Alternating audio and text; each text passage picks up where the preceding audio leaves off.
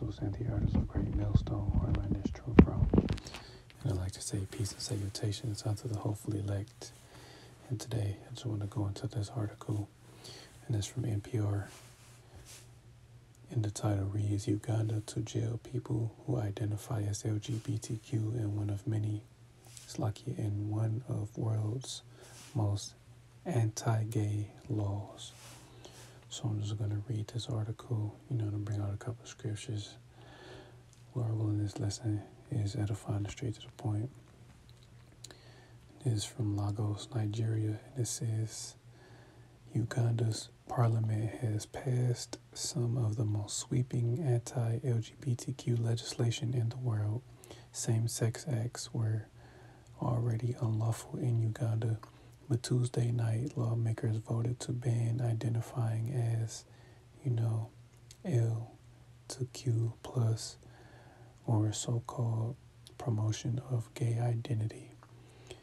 In a packed chamber, lawmakers overwhelmingly voted in favor of legislation called the Anti-Homosexuality Bill, with only 2 of nearly 400 representatives voting against it.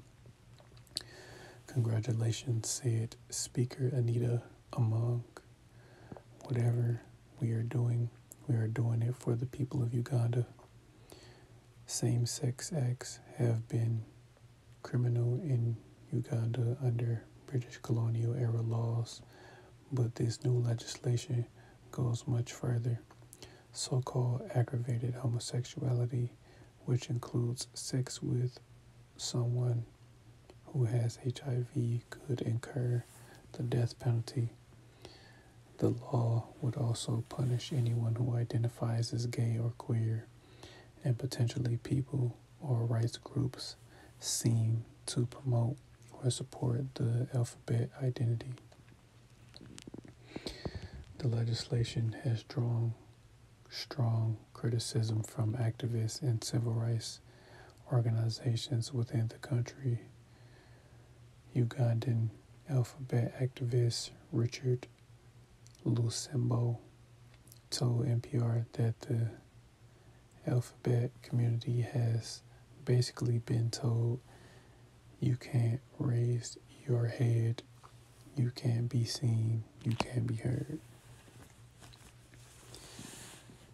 But for Lusembo, like many, the legislation is the same result of pressure from both. This legislation is the result of pressure both from within and outside the country. From the very start, this whole bill coming into Uganda was because of, for example, American evangelicals who would come to Uganda. And what's happening in Uganda is not just in isolation. Homosexuality is criminalized in more than 30 of Africa's 54 countries. International condemnation has been swift. U.S. Secretary of State Anthony Blinken tweeted that the bill would undermine fundamental human rights of all Ugandans. He added, we urge the Ugandan government to strongly reconsider the implementation of this legislation. White House National Security Council spokesperson John Kirby said Washington is watching this real closely and did not rule out possible economic repercussions if the legislation is implemented. United Nations High Commissioner for Human Rights Volker Turk called it a deeply troubling development. If signed into law by the president, it will render lesbian, gay, and bisexual people in Uganda criminals simply for existing, for being who they are, he said. It could provide carte blanche for the systematic violation of nearly all of their human rights and serve to incite people against each other. Uganda passed previous anti-homosexuality law in 2014. The courts struck it down on procedural grounds following outrage in Uganda and from international donors. Human Rights Watch called the new legislation a more egregious version. The Ugandan president, Yoweri Museveni, who has spoken in support of the legislation, is expected to sign it into law. And yes, they're pretty much trying to, outlaw, homosexuality, in Uganda, which is part of biblical law, that, men and men and women are supposed to be together. Only men and women are supposed to be together, So there's a little bit of scriptures. I'm going to start in the book of Leviticus, chapter 20, and verse 13. And it says, if a man also lie with mankind as he lieth with a woman, both of them have committed an abomination, they shall surely be put to death, their blood shall be upon them. Now, yes, that's actually, the penalty for doing these, these vile acts, for living that alternative lifestyle. They're supposed to be put to death, but, their version of, penalizing them is to lock them up. But ultimately, according to biblical law, anyone that's found to, living this alternative lifestyle is supposed to be put to death, because two men can't bring forth, two men cannot bring forth life, just like two women cannot bring forth life. Life is only created between the act of sex between a man and a woman. That's how life is created. Then I'm going to go to the book of Romans, chapter 1.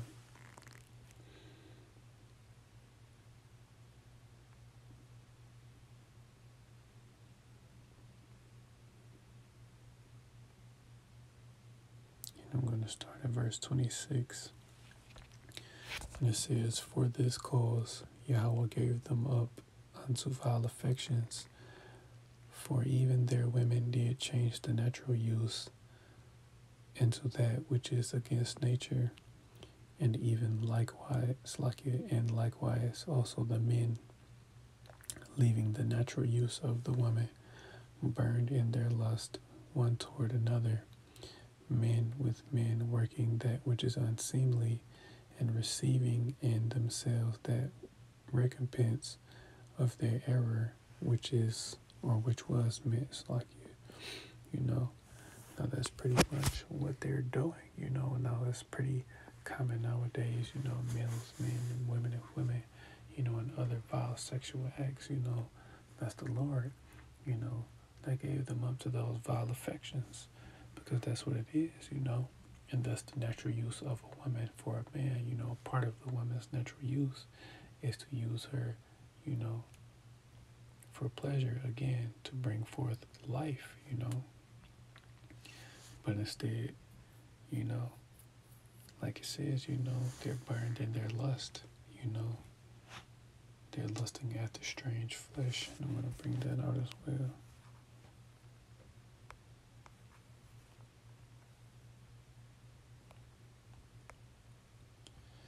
This is the book of Jude 1 and 7, and it says, even as Sodom and Gomorrah and the cities about them in like manner, giving themselves over to fornication and going after strange flesh, are set forth for an example, suffering the vengeance of eternal fire. And yes, that's what's coming. That's the judgment that is coming to America, Because again, Sodom and Gomorrah was left as an example of how not to run a kingdom. But Esau, Edom took that and ran with it, America is pretty much a foreshadow of each kingdom that rose and fell from ancient Egypt up to, ancient Rome. But America is modern day Rome, all over again.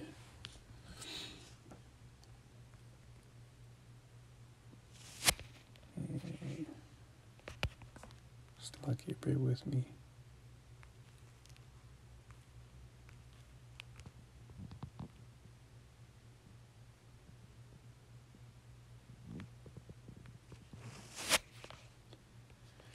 It's the book of Isaiah, chapter 3 and verse 9, and it says, "The show of their countenance doth witness against them, and they declare their sin as Sodom, they hide it not.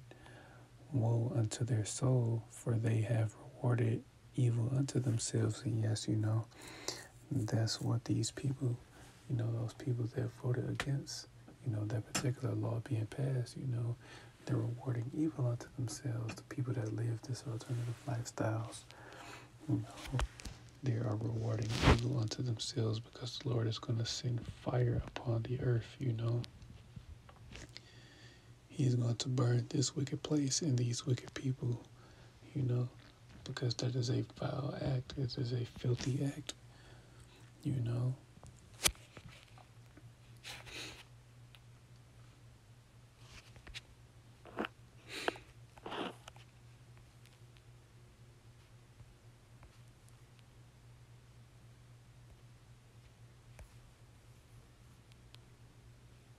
It's like you, bear with me.